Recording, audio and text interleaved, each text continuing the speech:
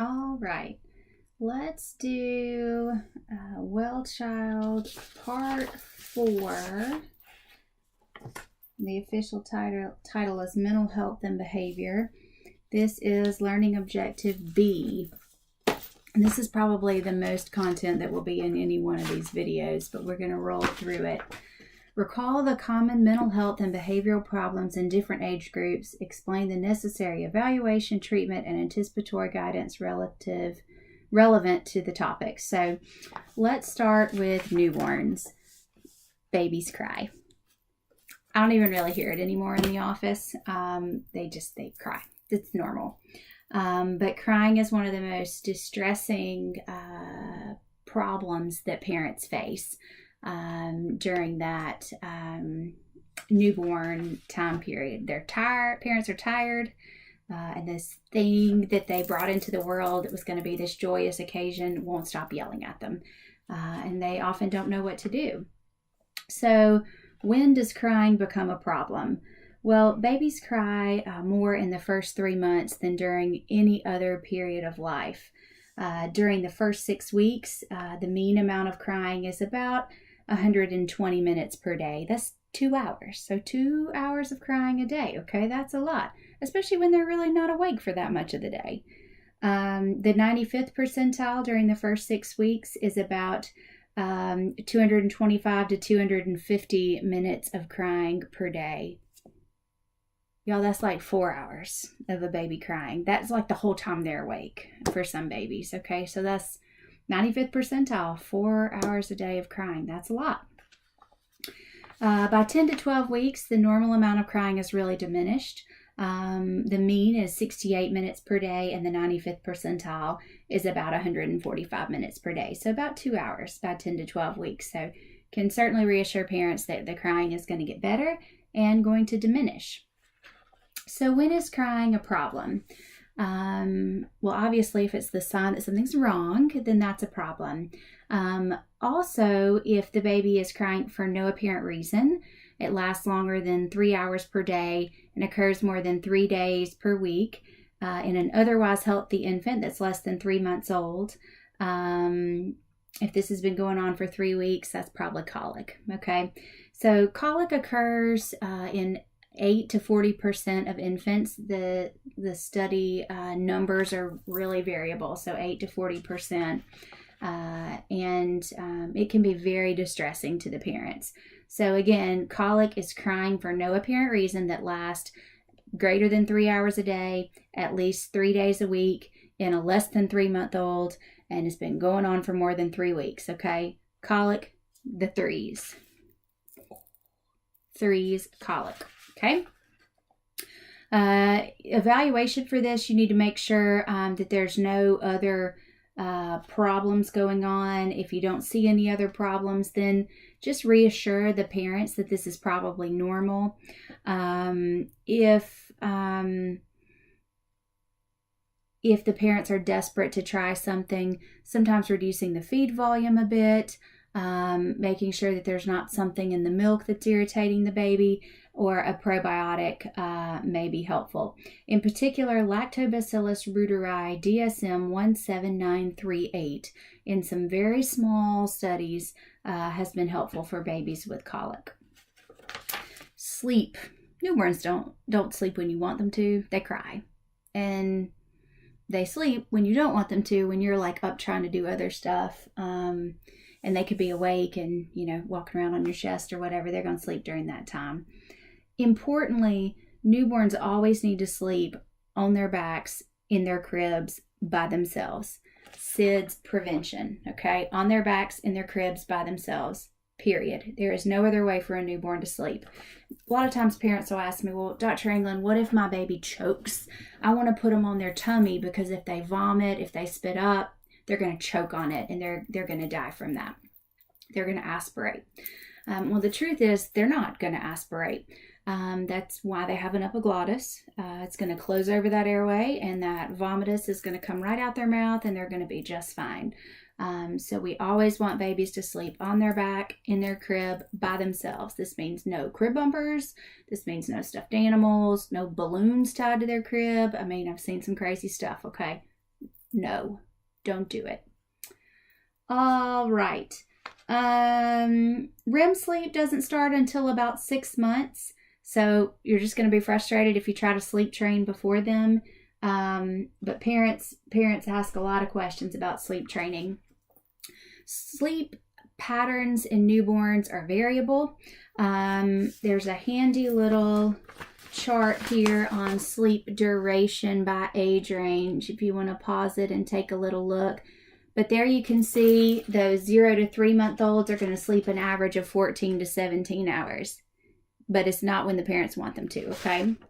4 to 11 month olds, 12 to 15 hours. And once we get past that 6 month phase, when they start to develop more adult sleep architecture, REM sleep, then sleep training becomes more of a possibility, more of a realistic idea as opposed to a dream of newborn parents. How parents decide to sleep train is really a personal choice. There's no one right answer for all babies.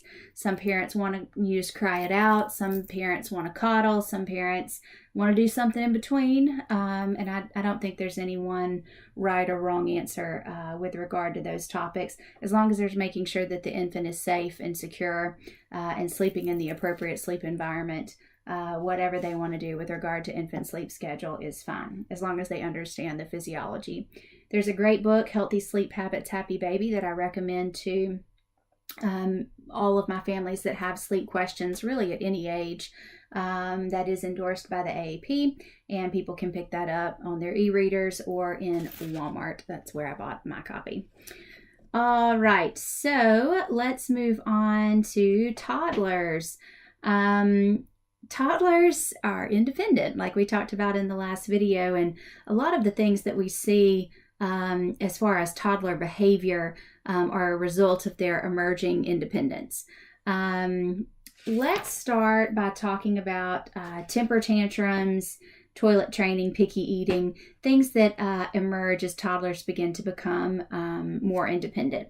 So temper tantrums, they call them the terrible twos, but tantrums start more like 15 months or so. And tantrums can range from whining, crying, to full out screaming, kicking, biting, head banging. I mean, just losing their minds, breath holding till they pass out. Tantrums can have a really wide clinical manifestation. They happen equally in boys and girls between the ages of 1 and 3. And they happen because kids don't really have the language skills to deal with their frustrations and express their needs.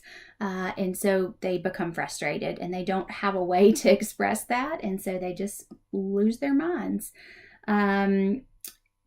Anticipatory guidance for tantrums.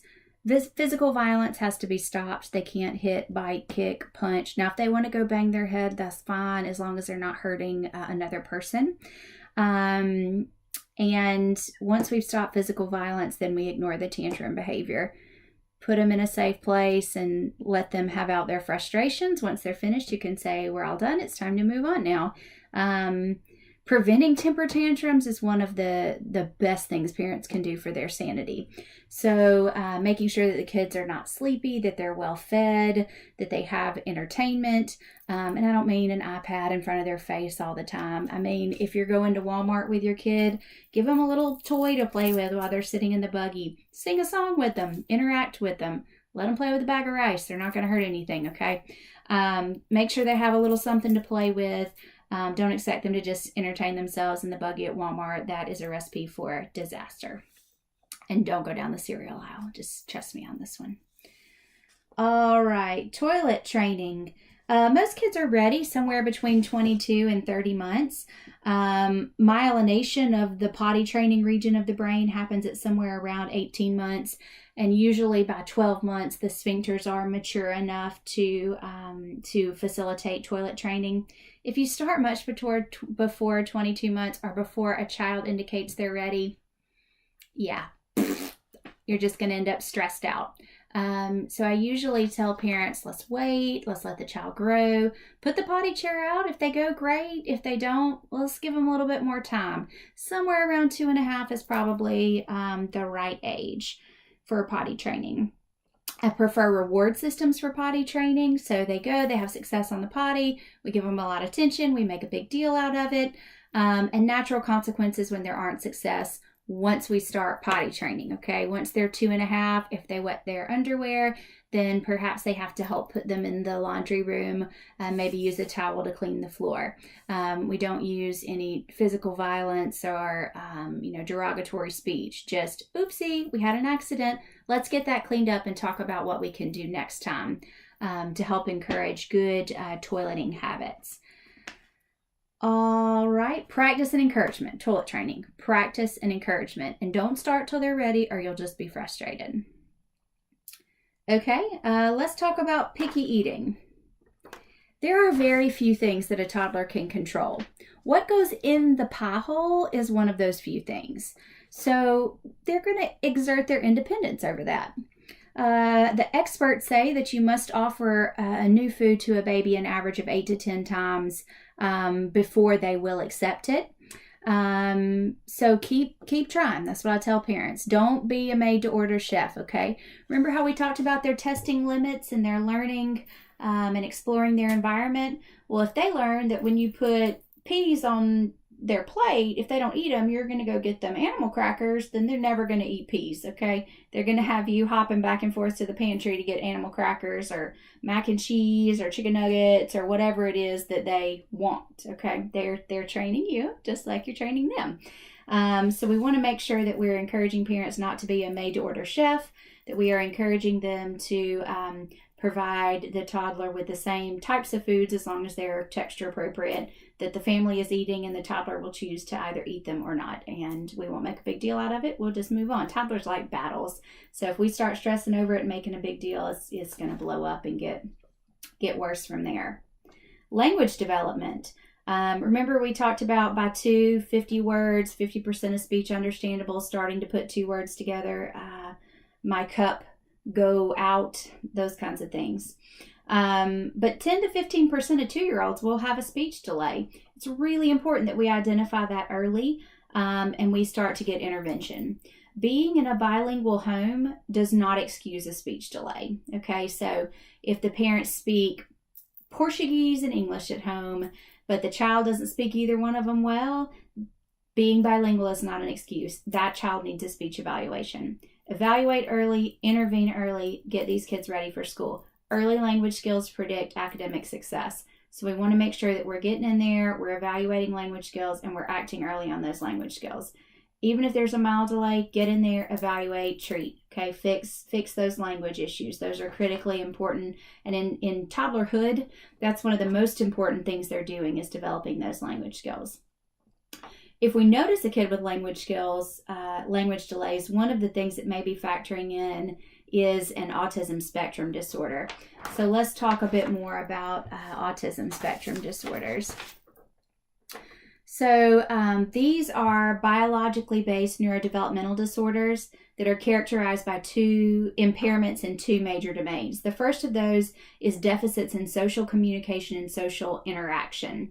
They have no or limited ability for reciprocity in conversation. So, I may say, hello, how are you today? And then you get sort of the blank expression. They don't have that ability to have a conversation. They often don't have shared interest when they're with their peers. So a group of girls may be playing Barbie and they don't want to play Barbie with them. They may want to, stack blocks or order cars. They have very different interest. These kids often have very poor nonverbal skills and poor skills in making and maintaining relationships with their peers. So noticing social differences and how they interact with their parents and how they interact with a provider when you enter the room can help you pick up on this diagnosis. The other domain where we see difficulty is restricted repetitive patterns of behavior, interests, and activities. Echolalia is an example of this. So they say phrases over and over and over again. So it's not that they have good language skills. It's that often that they're repeating things that they've heard in a movie or a song.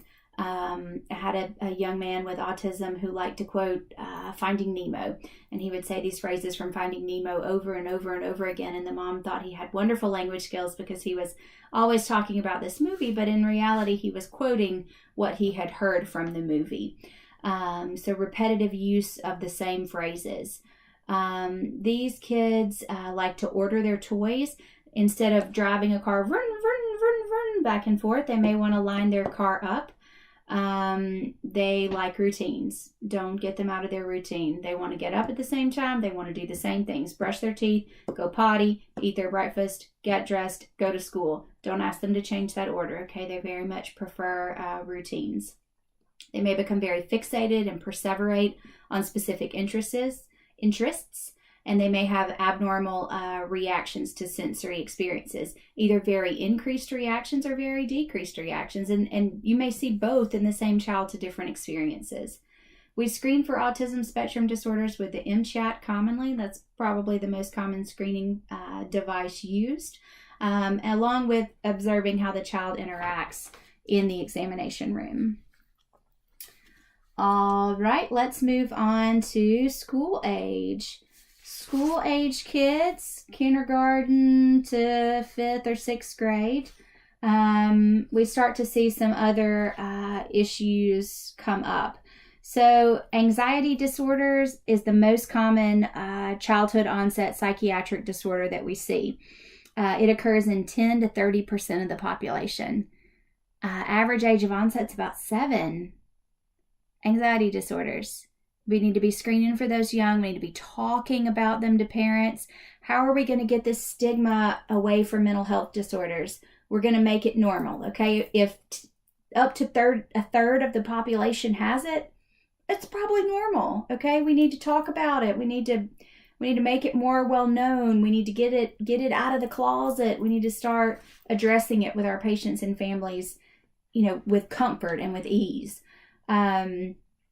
Anxiety is associated with educational underachievement, with multiple co-occurring psychiatric conditions, things like depression, substance abuse, or dependence and suicide, as well as functional impairments. These kids have a very hard time sometimes going to school, sometimes leaving their house, completing a task or a test. It can really impair their life, and these symptoms can extend into adulthood. There are 7 types of anxiety that we see in kids. Generalized anxiety, so we see it impacting all settings. Social anxiety disorder, panic disorder with it or without agoraphobia, agoraphobia with or without panic, specific phobias, separation anxiety, and select mutism. Anxiety in the pediatric population is treated with sertraline, an SSRI, or other SSRIs, and sometimes with SNRIs like venlafaxine. We also like to use cognitive behavioral therapy really for any mental health disorder in childhood. And CBT really focuses on the interplay between cognition, behaviors, and emotions, and helps kids recognize and modify the maladaptive anxiety-provoking thoughts and change patterns of avoidance. We do not use benzodiazepines in kids for anxiety. First line CBT and plus or minus SSRI or SNRI, okay? Other disorders that are very similar to anxiety disorders in school-age kids, let's touch on those briefly. OCD, obsessive compulsive disorder. This is a severe, prevalent, and can be chronically debilitating disorder. It's characterized by repetitive, ritualistic, distressing thoughts, ideas, and behaviors that overwhelm the person. It's very mentally taxing. These kids, they're washing their hands. They're at the sink. They're washing their hands over and over and over again. They're checking the lock on their door over and over and over and over again. They're straightening their socks or tying their shoes. It can really impair their ability to be successful in school. Treatment for this is cognitive behavioral therapy and a serotonin reuptake inhibitor. While I'm talking about this, I want to throw this term out there, the panda. Yes, a panda is an adorable creature at the zoo. but it's also pediatric autoimmune neuropsychiatric disorder associated with group A strep. So kid gets strep throat, and you may or may not know that they have strep throat, and they start to exhibit odd neuropsychiatric effects. OCD being a very common one, anxiety being a very common one, severe behavioral disturbance, oppositional defiant disorder, and this is way out of the realm of normal for the child. You treat the strep throat, the PANDAS gets better. It may be recurrent though. And I mention this here because PANDAS is incredibly rare, and it's not something that's really talked about often, but it's something that you may see. Those zebras and PANDAS, they like to put those on boards. All right, we also see PTSD in kids, and it can occur in kids as young as 1 to 2. This is intrusive thoughts and reminders of traumatic experiences. Kids tend to want to avoid traumatic reminders, and this can lead to significant social impairment. Again, you need evidence-based trauma-focused therapy. And we need to recognize it for what it is. You know, if you've got a 2-year-old that's been in a very severe car accident and they are acting oddly, they're not sleeping at night, they probably have a little bit of PTSD. It's really important that we get them in some therapy and we talk to the parents about this and educate the family. All right. Let's talk about ADHD now. So let me find my paper here. ADHD is one of the most common neuropsychiatric disorders of childhood and adolescence. It often persists into adulthood. The overall prevalence is 2 to 18%, and school age is 8 to 11%. It manifests in early childhood with symptoms of hyperactivity, impulsivity, and inattention, and it can affect cognitive, academic, behavioral, emotional, and social functioning. Now, ADHD can go along with a number of other conditions, and you have to screen for all of them, okay? They're really common in kids with ADHD. I would say the majority of kids with ADHD have at least one of them, okay? 50 to 80% are going to have oppositional defiant disorder. A third are going to have conduct disorder. 20 to 40% are going to have an anxiety disorder. A third are going to have depression, and 20 to 60% are going to have a learning disability. 40% of the time, the learning disability will be reading. 60% of the time, the learning disability will be writing. So you have to screen for other comorbid disorders, because if you just treat the ADHD, you're not helping the child, okay? Treat the ADHD, screen for other disorders, and make sure that you are treating those appropriately.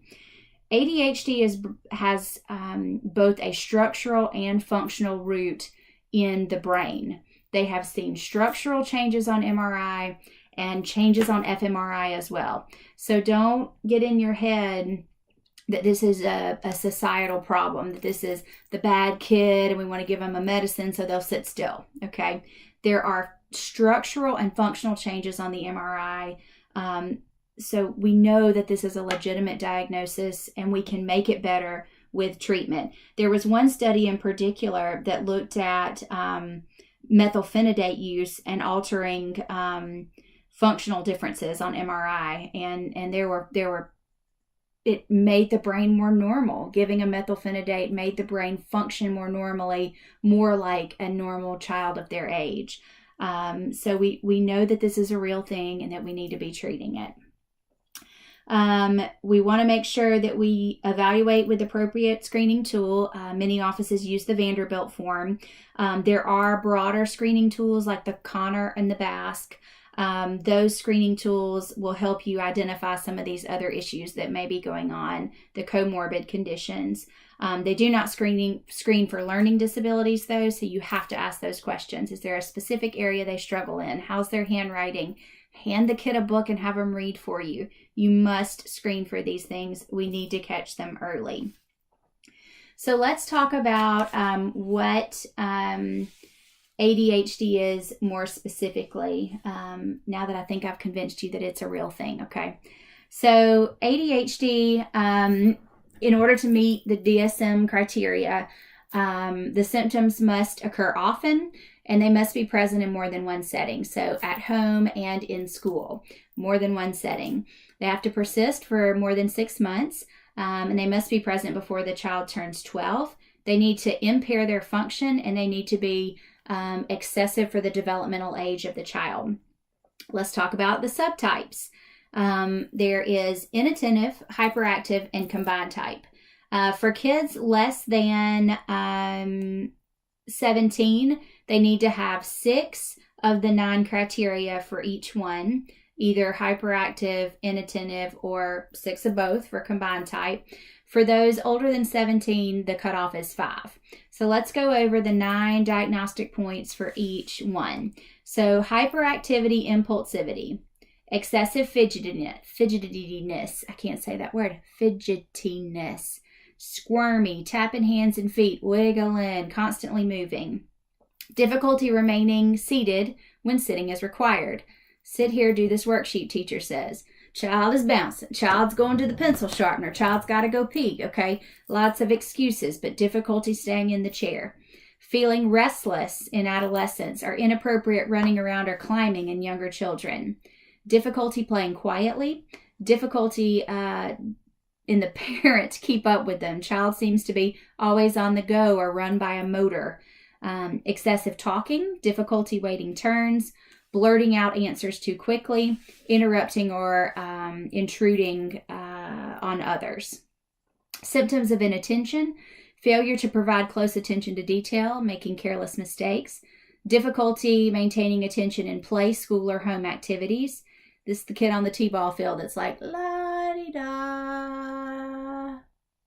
Now, some of that's developmentally normal, okay? But let's say they're playing first base and the ball keeps coming at them. It's not so normal, okay? Let's see. Seems not to listen, even when directly addressed. Fails to follow through. You tell them, go brush your teeth, and you find them in the bathroom playing with the toilet paper.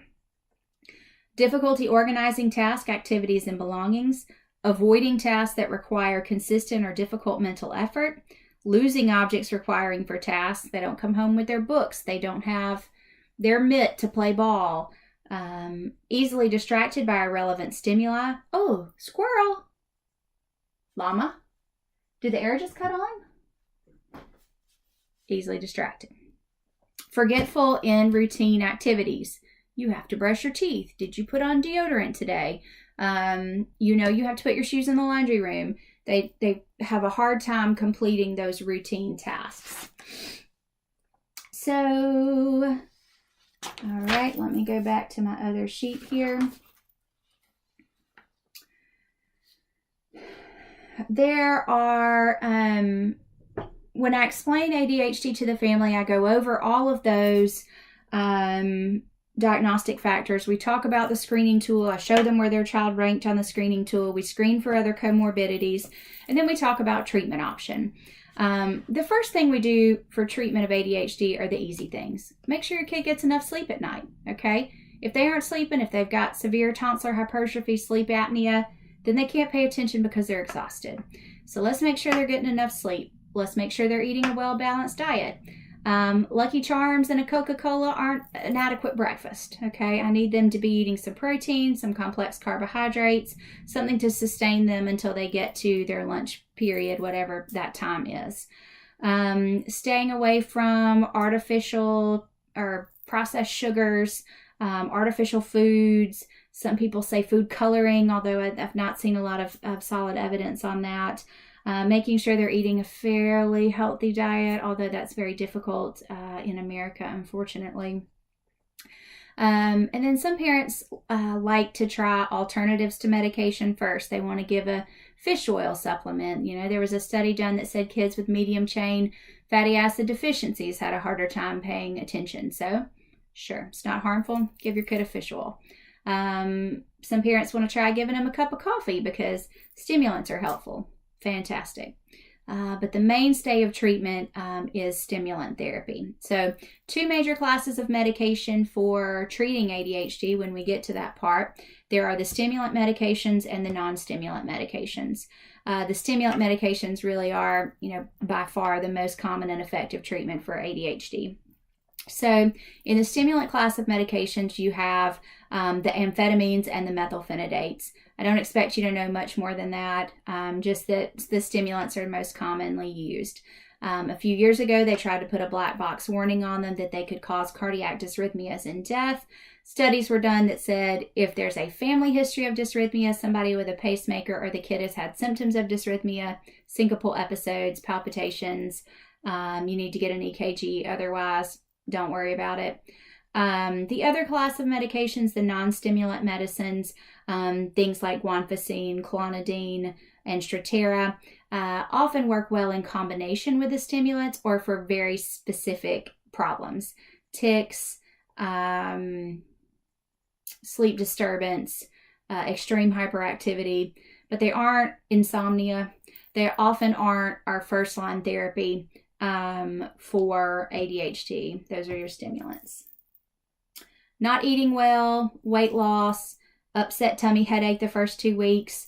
Those are the most common side effects that we see, but we usually work with parents to make adjustments to the daily routine to make sure that we can help the kid through whatever difficulties they're having.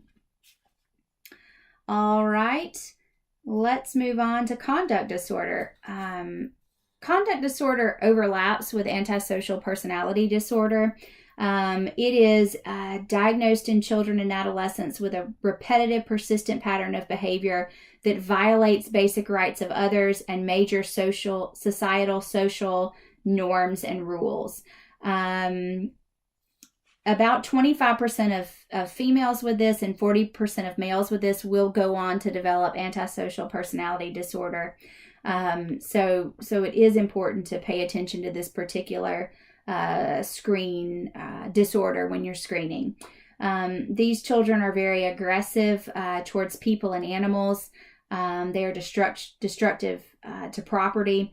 They can be deceitful, dishonest. They have very serious violations of the rules. This is outside of the realm of your kid that just doesn't want to do what you say. They are purposefully, repetitively hurtful to others. The other side of that spectrum is oppositional defiant disorder. Oppositional defiant disorder is recurrent, negative, defiant, disobedient, and hostile behavior towards authority figures. So these kids lose their temper, they argue, they actively defy, refuse to comply with adult rules and requests. They deliberately annoy people, blame others for their own mistakes. They're touchy, they kind of fly off the handle easily. They're angry, resentful, spiteful, vindictive, but they aren't purposefully physically hurtful to others. They just get mad and argue. Okay, so that's completely different than the conduct disorder. You want to make sure to distinguish those two things. Tic disorders. Let's go back to those. Let me find my notes that I made so I can make sure that I teach you everything that I want to. Tic disorders are sudden, brief, intermittent movements or utterances. Movements are motor tics, utterances are vocal tics. They're involuntary. They will seem better and worse periodically, and they can be simple or complex. We see these really commonly in kids with ADHD. Oftentimes they're there and then you start a stimulant and they seem to get unmasked. They seem to come out more. We manage these by educating the family. If they start to interfere with the child's ability to function, then we'll do behavioral therapy, usually habit reversal training, and we may need to use medication. Oftentimes the antidopaminergic drugs like tetrabenazine and risperidone are go-to medications, although I will say those aren't medications that pediatricians are usually comfortable with on a widespread basis. But we use clonidine and guanfacine pretty commonly. So those are alpha adrenergic agents, and we use those to help with tic disorder. Although I will say there's stronger evidence for tetrabenazine and risperidone. I'm probably not saying that right. You'll have to forgive me. Okay, onward. My papers are a mess over here. Okay, let's go back and talk about learning disabilities now. Learning disabilities are intrinsic cognitive difficulties or differences that result in lower academic achievement than is expected for intellectual potential. So they're smart kids, but they struggle in a particular area. 4 major areas: reading, writing, math, or other. I want to focus specifically on dyslexia. 1 in 7 children has dyslexia. Dyslexia is a specific learning disability that is neurological in origin, and it's characterized by difficulty with accurate and or fluent word recognition and by poor spelling and decoding abilities. These difficulties typically result from a deficit in the phonological component of language, and it's, like I said, unexpected in relation to other cognitive abilities. And it interferes with ability to learn in a standard classroom. And this inability to read, once they hit 3rd grade, really affects their ability to learn. Up until 3rd grade, kids are learning to read, but in 3rd grade, they're reading to learn. So it really affects their ability to build vocabulary and to learn science and history and math when they can't read. So we want to make sure that we're screening for dyslexia. 1 in 7, that's a lot. An easy way to do this is at starting, late kindergarten, 1st grade, 2nd grade, hand the kid an early reader book and see what they do with it. If you're seeing difficulty, refer, eval, treat early. I don't want to see a kid getting caught with dyslexia 3rd, 4th, 5th, 6th, 7th grade when we could have made a really big difference in this child's life early on. Screen for, treat dyslexia early on. Okay? Now, let's talk about encopresis and enuresis.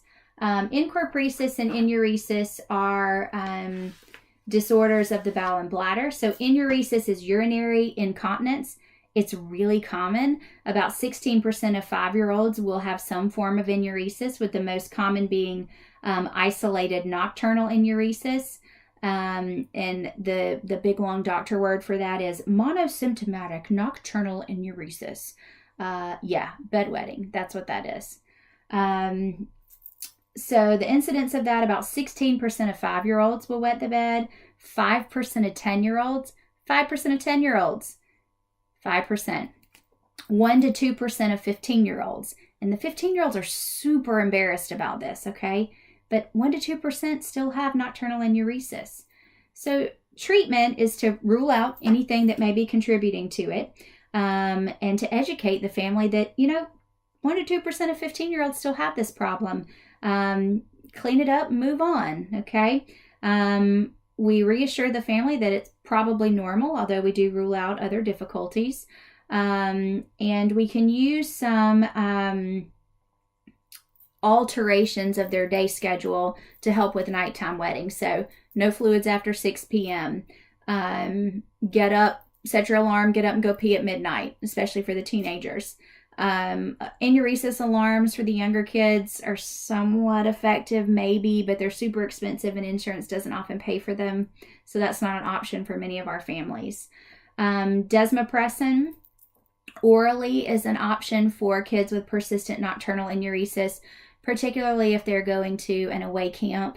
Or a spend the night party where they want to make sure they're dry so they don't face that social stigma for their friends. You can give them a little desmopressin. Just be sure to make sure that they restrict fluids while they're taking the desmopressin, or we're going to end up in a hot mess of electrolyte disturbance, which I don't want to be in. Daytime urinary incontinence is defined as wetting accidents that occur at least every 2 weeks. About 10% of 5 to 6-year-olds experience this, 5% of 6 to 12-year-olds, and 4% of 12 to 18-year-olds will experience some daytime wetting. This can be due to overactive bladder, voiding delay or underactive bladder, dysfunctional voiding, constipation, and then there's other rarer issues like giggle incontinence, bladder neck dysfunction. And they list vaginal voiding on the list of other, but I will tell you vaginal voiding is extremely common. So vaginal voiding is little girls sit on the potty and they've been yelled at or fussed at their whole lives to sit with their legs together so they don't show anybody anything when they sit down. And when they sit on the potty with their legs together, the urine goes into the vaginal vault when they urinate. And then they stand up and their underwear is wet because the urine comes out of the vaginal vault. So we like to tell little girls to spread their legs really wide when they sit on the potty, and if they forget, having them face backwards on the potty can be helpful. Then they need to stand up and jump around a little bit and then sit back down and then wipe, so that urine empties from the vaginal vault before they pull their undies back up, so they don't stay wet all day and end up with more difficulties. Encopresis is fecal incontinence. That's the repetitive, either voluntary or involuntary passage of stool in inappropriate places by children who should be potty trained. So children that are older than 4, having stool in their underwear, when they're not sick, when they don't have a diarrheal illness. This is almost always associated with underlying constipation. So they get a fecal impaction, they get a big ball of stool in their colon, and then the other stool can't get out, and it's got to go somewhere. So it leaks around. And with this big ball of stool in the colon, the rectum becomes dilated, and so the kids don't even know that the stool is leaking around it. Oftentimes these kids will hide their underwear. They're very ashamed that this is happening. And we can fix it. So disimpact them, get rid of that stool ball. Sometimes that has to be done manually, but we prefer to use enemas, suppositories, and Miralax cleanouts or stool softener cleanouts to get that stool out. Now, once they've gotten really impacted, that colon wall is really stretched out, and so the colon can't function properly. We want to make sure we keep them on stool softeners and keep them stooling regularly, so that it's comfortable when they stool and they don't experience pain and start withholding, and we don't have this issue again. All right, that is everything under school age. Let's move on to adolescence now. Adolescents experience a little bit different range of emotional disturbances because adolescence is a very different period of life. And where are my notes on adolescence? Let's see. Here they are. Apparently I'm just randomly flipping papers. Okay. Let's start with body image. So adolescence is a really pivotal stage of development. And there are a variety of cultural, social, physical, and psychological changes that are impacting how adolescents think about their body. Adolescents are targeted by media. They're increasingly exposed to various images, and they compare themselves to those cultural standards or ideals of beauty. When they compare themselves, may belittle themselves, they may bully others, they may tease others, they may be teased themselves by friends, family members, and if they're overweight in particular, they may experience social exclusion. Teens often participate in fat talk or fat shaming, which are really negative behaviors and weight-related comments that we want to make sure we're addressing if those are ongoing. Body dysmorphic disorder is a preoccupation with a non-existent or slight deficit in physical appearance. So the patient thinks that they have something that looks abnormal, unattractive, ugly, deformed, when in reality it's pretty normal. I mean, we all got something that's a little funny looking. One foot's bigger than the other, one ear's bigger than the other. This piece of hair that's sticking out right here, it always does that. We all have something that's a little funny looking, but this is an overreaction to something that's funny looking. And this leads to repetitive behaviors like check in the mirror, okay, making sure and everything is still where it was and it hasn't changed. And that those behaviors are not pleasurable. Those are very upsetting to the adolescent. And this puts them at increased risk for suicidal thoughts, actions, and for depression. Body dysmorphic disorder, these thoughts are very difficult for the kid to control. We want to make sure we educate them. Hey, your body's normal. I know you think your nose looks funny, but it's normal. We want to make sure that we don't do surgery on them. I mean, contributing to the body dysmorphic disorder by correcting whatever the teen thinks is wrong is not the way to go about this. Treatment is cognitive behavioral therapy, specific therapy towards body dysmorphic disorder. You want to make sure they're trained in that form of cognitive behavioral therapy. And if it's interfering, we may need to use an SSRI as well. Disordered eating. This is a persistent disturbance of eating that impairs health or psychosocial function. Anorexia, the prevalence is about 0.3%, and it's equal in both males and females. This is a restriction of calorie intake that leads to low body weight for age, height, sex, and developmental stage and health. Patients with anorexia experience an intense fear of gaining weight, and they take actions to prevent gaining weight by restricting that energy intake. They have a distorted perception of their body weight and shape, and they have this distorted perception really impacts their self-worth. Binge eating, the overall prevalence is 1.6%, more common in females than in males. This is consuming a larger amount of normal food over a specific period of time. And the folks with a binge eating disorder report that they feel out of control. They can't stop themselves from eating. These individuals eat rapidly. They eat large amounts of food even when they're not hungry. They feel uncomfortably full. They feel disgusted with themselves when they're done, and they often eat alone because of embarrassment and those feelings of disgust. In order to meet criteria for binge eating, there's no purging behaviors or other eating disorders, and it must be going on at least one time a week for 3 months. Bulimia, the prevalence in adolescents is about 0.9%, again, more common in females.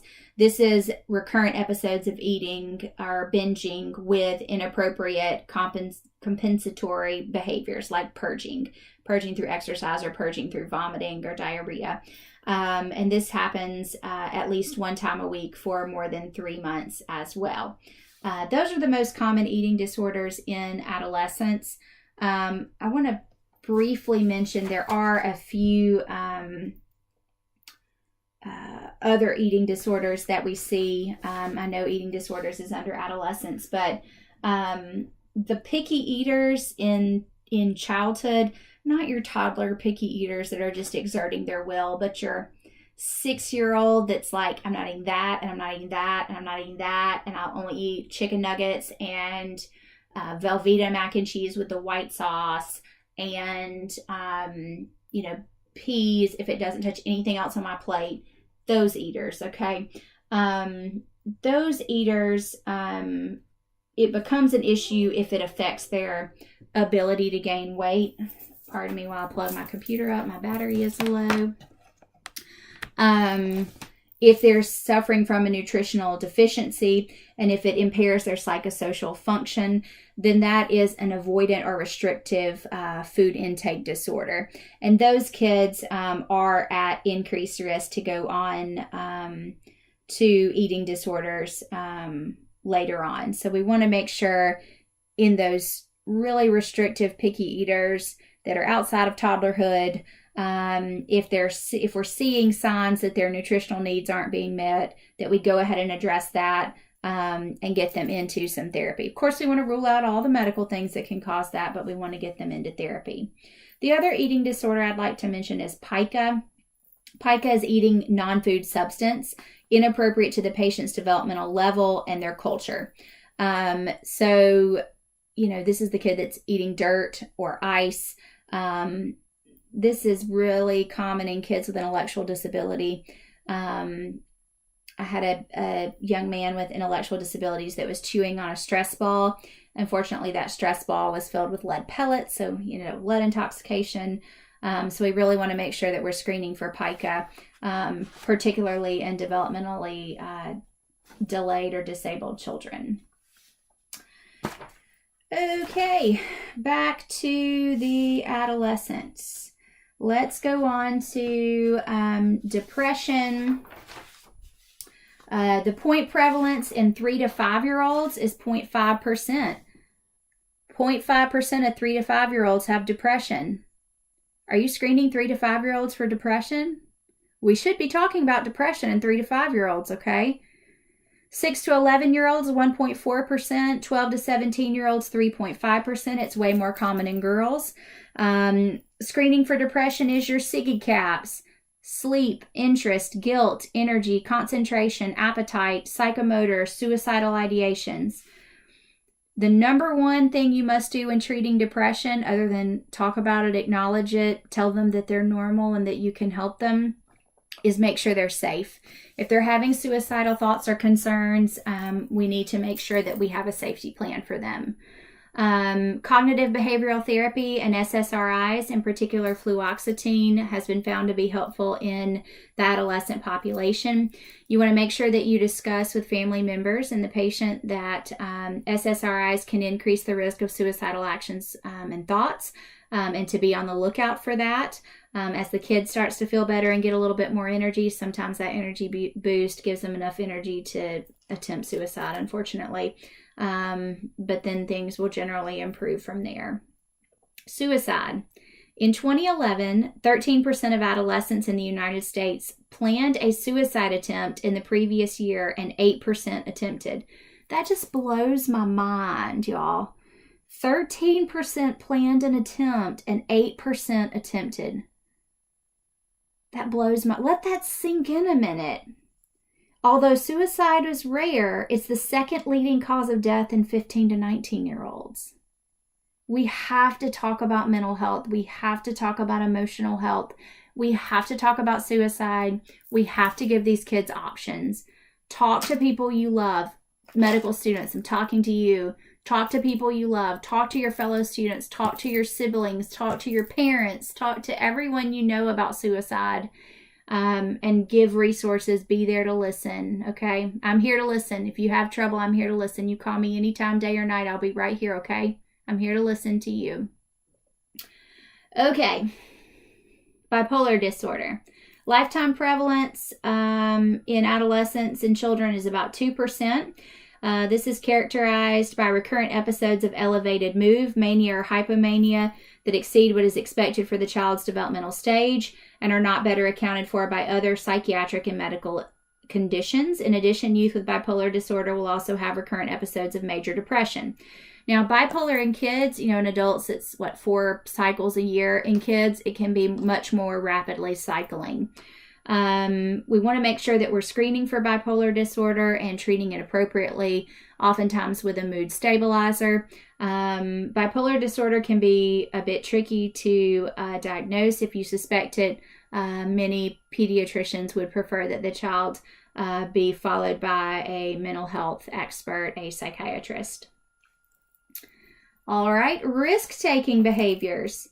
Well, during the adolescent period, teenagers care what other people think about them, and they become very distressed if their peers don't approve, or if they perceive that their peers don't approve, and they don't have the same capacity as adults for dealing with that stress. Also, their brains aren't mature. Okay, those lateral prefrontal cortex that's responsible for the mature self-regulation it ain't there yet. Okay, that area is not myelinated. They are not capable of making mature decisions from a brain physiology standpoint. So parents should not expect them to. Parents need to be all up in their business, okay? They need to be on their phones. They need passwords to all their internet accounts. They need to be inspecting their bedroom. They need to be asking hard questions because they are not capable of making mature decisions. I have some examples for you. By the time adolescents will become an adult in the United States, almost half will have tried an illicit drug and 80% will have tried alcohol. Almost 40% of high school youth will report having had sexual intercourse. 30% report being currently sexually active. 20% of 9th graders, 57% of 12th graders. Now, sexuality is normal, okay? Various cultures have various different opinions on when sexuality is acceptable, but the development of human sexuality over adolescence is normal.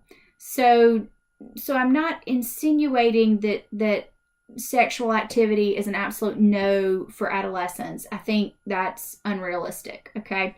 But what I am saying is that they're not making smart choices about it, okay? Condom use is low, partner number is high, just risky, high-risk sexual behavior. Teens, as both passengers and drivers, have the lowest rate of seatbelt use in any age group. I mean, seatbelts are a no-brainer, people. Put the thing on. I mean, I do it out of habit. Put it on. And parents need to be on their kids about this. According to a AAA poll, 94% of teen drivers acknowledge the dangers of texting while driving, but 35% do it anyway. 21% of teen drivers that have been in a fatal accident were distracted by their cell phones. They know it's dangerous, but that danger doesn't apply to them. Okay, they are going to live forever. Okay, they're indestructible. All right, school failures. They're at risk.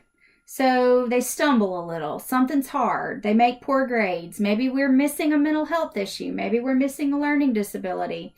Maybe they don't have a lot of home support. Maybe they don't understand something. Whatever the reason, they make a bad grade. Then their teachers get mad and their parents get mad. And instead of getting mad and being supportive, they just get mad, okay? Then the kid's self-esteem drops. They may struggle to catch up, and then they make worse grades. And then the teacher gets mad and gives up. You know, they've invested enough energy in this kid. They're done.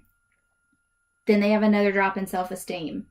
Then they stop caring, and then they make even worse grades, and then they fail. And when they fail out of school, they're at risk for significant other comorbidities.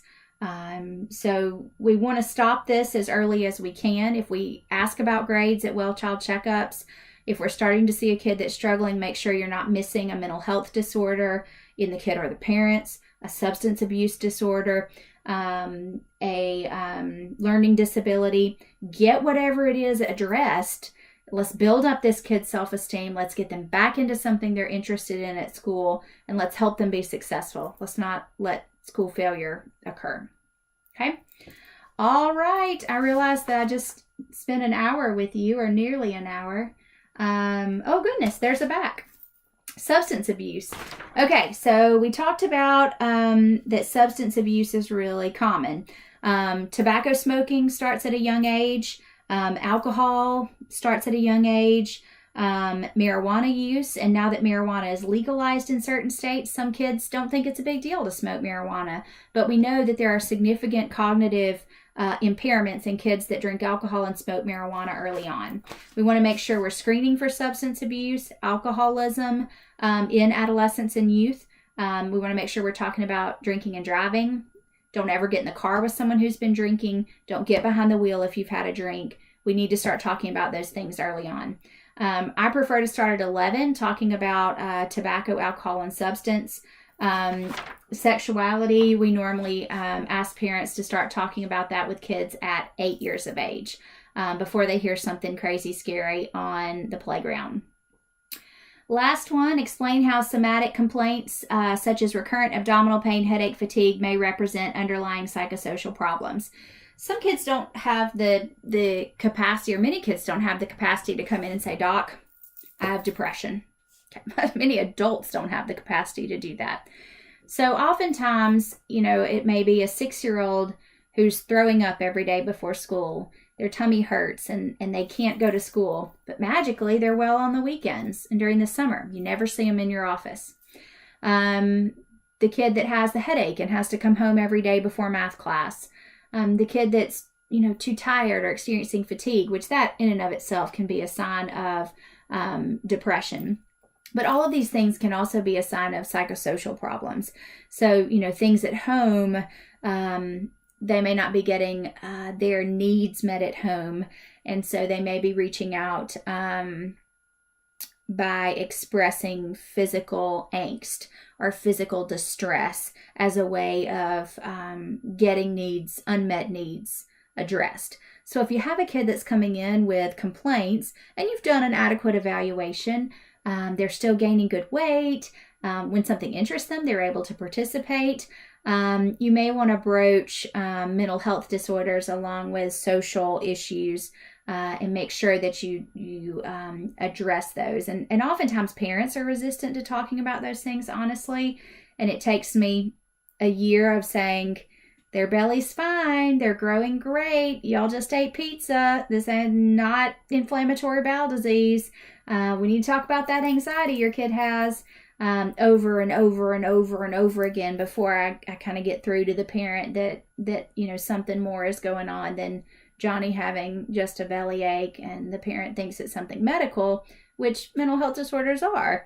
But it's not in the belly, it's in the brain. Those things are very intimately connected, which I know as outstanding DO students, you guys are well aware. Okay, I'm really done this time. Bye.